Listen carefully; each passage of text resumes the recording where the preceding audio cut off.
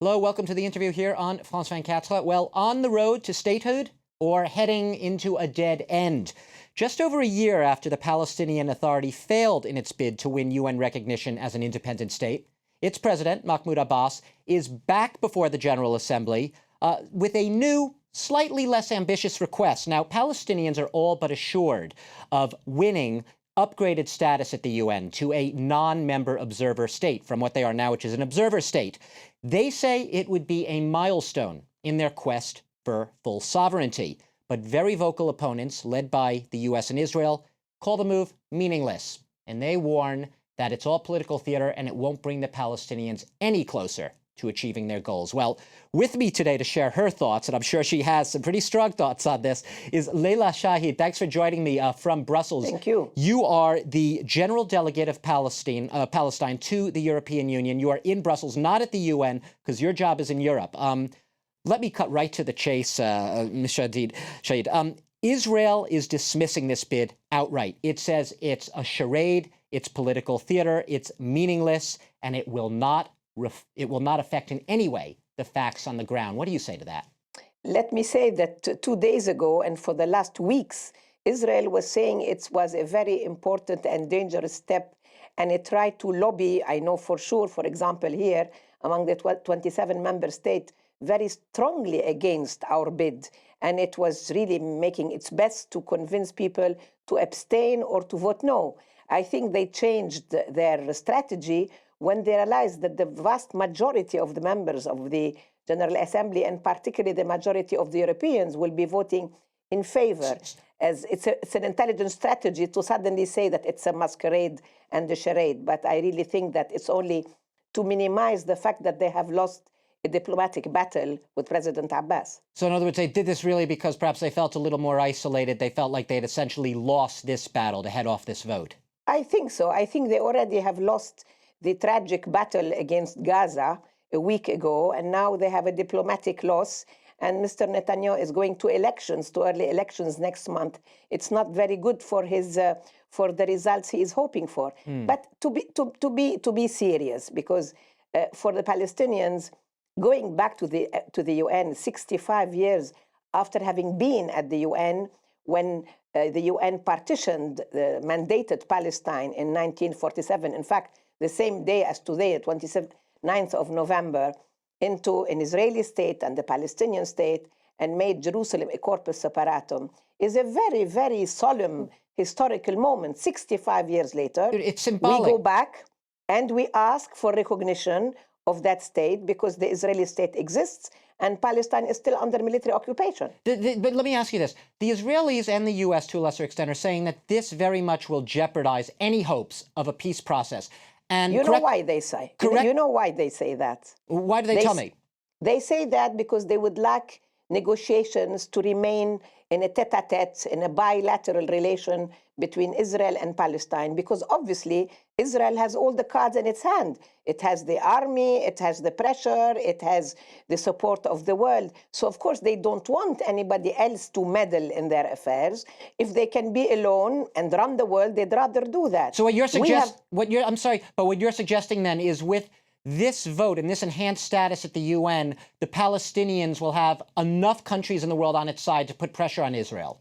Yes, of course. We will have recognition from whoever will vote in our favor, but we know they will be a majority.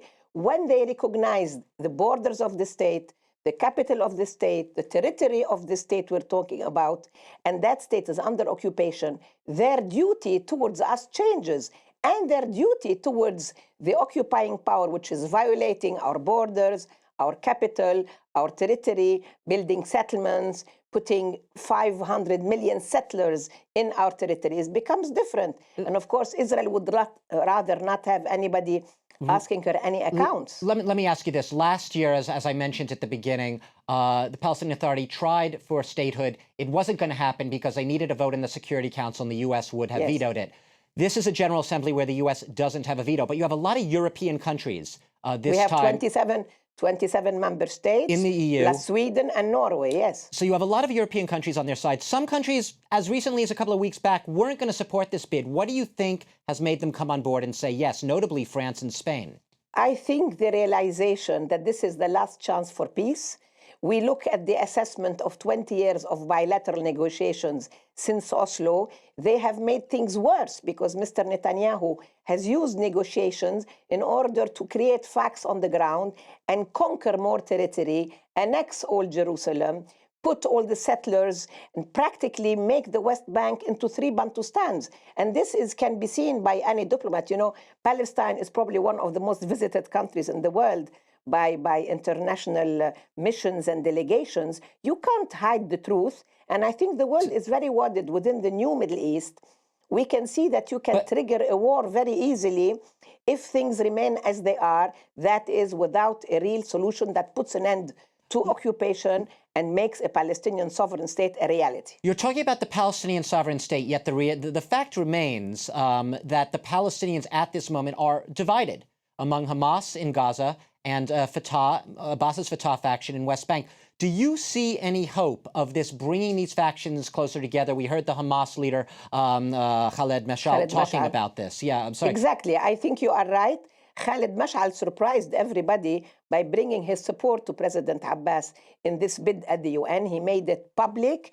And I think that there is something new, really working within Hamas ranks. That is, they would like to play a political role, like they saw the Muslim Brotherhood do that in Egypt, in Tunisia, and they understand that in order to play that role, they have to become part of a PLO, which is recognized as a partner in world diplomacy. Which would imply, I guess, from Mahmoud Abbas's perspective, and perhaps from yours, they would have to moderate their position. Because right now they don't recognize Israel. They have to start by recognizing all the agreements we signed as PLO with Israel.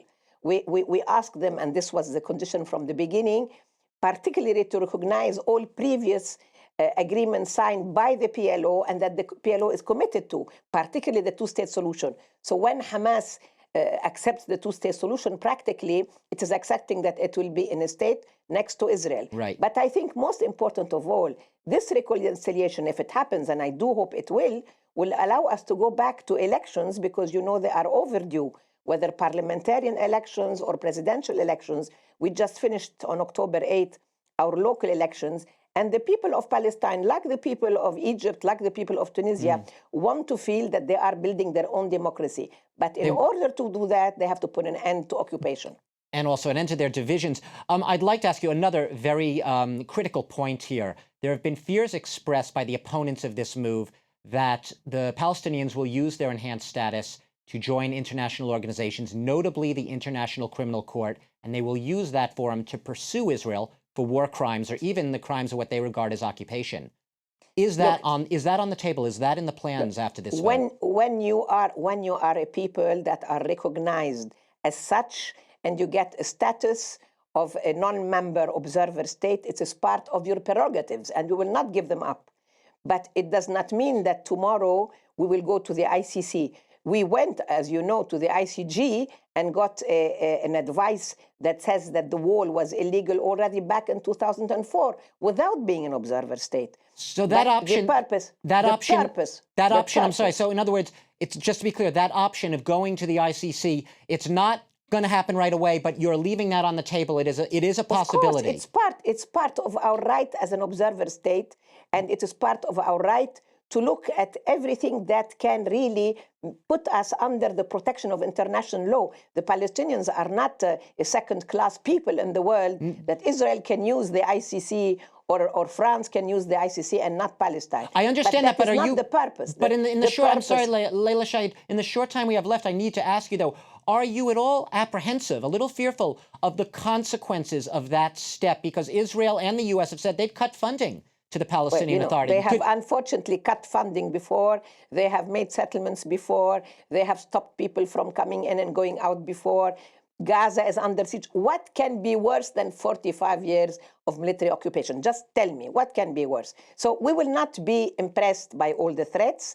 And I think if the world community wants to see peace in all the Middle East and in the Mediterranean, they'd better make the occupying power accountable for its violations and help us go back to negotiations on clear grounds. And help you financially as well, presumably, the Palestinian... Yes. We will not need financial help if we are sovereign, because we have investments, we have a private sector which is very dynamic.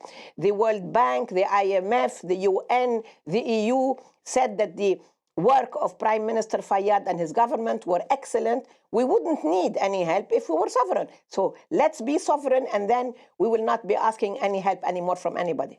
Leila Shahid, I have to leave it there, but I do thank you for joining me from Brussels, the General Delegate of Palestine to the European Union. We've been talking as the Palestinian Authority is poised to get enhanced international recognition at the United Nations. And I thank all of you for watching the interview here on France 24.